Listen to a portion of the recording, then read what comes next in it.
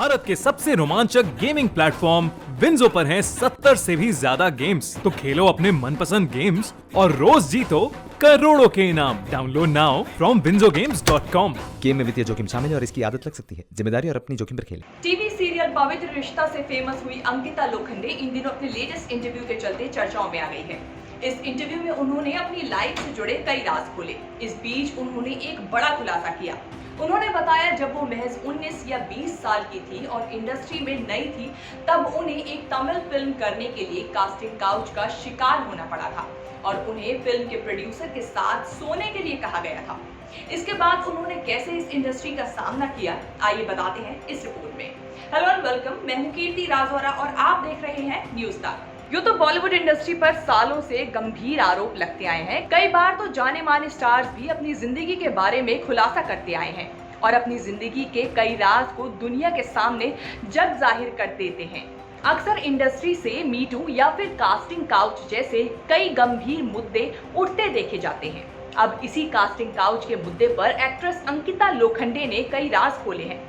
ये पूरा वाकया उनके करियर के शुरुआती दिनों का है, जब वो इंडस्ट्री में बिल्कुल नई थी और ये किस्सा उन्होंने अपने फैंस के साथ शेयर किया है।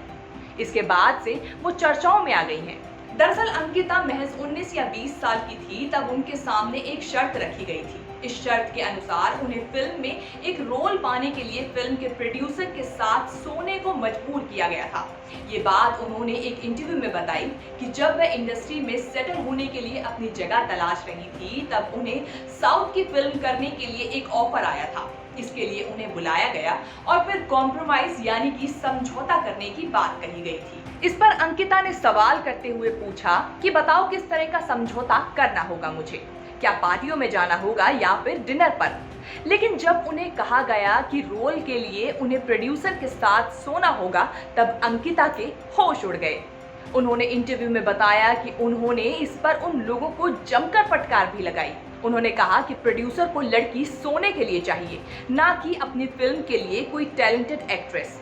हालांकि अंकिता के इस रिएक्शन के बाद उन लोगों ने उनसे माफी तो मांगी ही, साथ ही वह रोल भी ऑफर कर दिया, लेकिन अंकिता ने इसे ठुकरा दिया।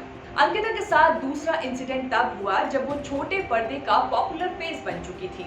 उन्होंने बताया कि जब वो फिल्मों में जाने लगी थी, तब उन्होंने सिर्फ हैंडशेक यानी कि हाथ मिलाने भर से ही यही चीज दोबारा फील की। इस पर उन्होंने बताया कि वो बड़ा एक्टर था और वो उनका नाम नहीं लेना चाहती थी। दोस्तों, हम सभी जानते हैं कि कहीं ना कहीं लड़कियों को ऐसी सिचुएशन से जरूर गुजरना पड़ता है जहां उन्हें किसी पुरुष की ओर से ऐसी वाइब्स आती हैं और उन्हें लगता है कि कुछ तो गड़बड़ है। और अंकिता के साथ भी कुछ ऐसा ही हुआ। उन्हें ऐसी ही कुछ वाइब्स आई और उन्होंने तुरंत ही अपना हाथ पीछे खींच लिया, क्योंकि शायद वो समझ गई थी कि यहाँ भी गिव एंड टेक का मामला है।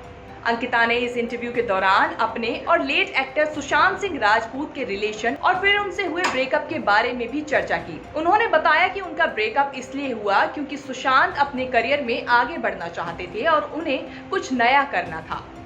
उन्होंने ये भी बताया कि ब्रेकअप के काफी समय के बाद तक वो डिप्रेशन में रही थी, हालांकि वो उससे धीरे धीरे उभर गई।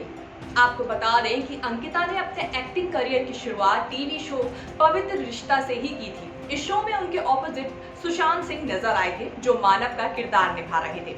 शो में उनके कैरेक्टर का नाम अर्चना था और यही वो नाम था जिससे उन्होंने घर घर में अपनी पहचान हासिल की।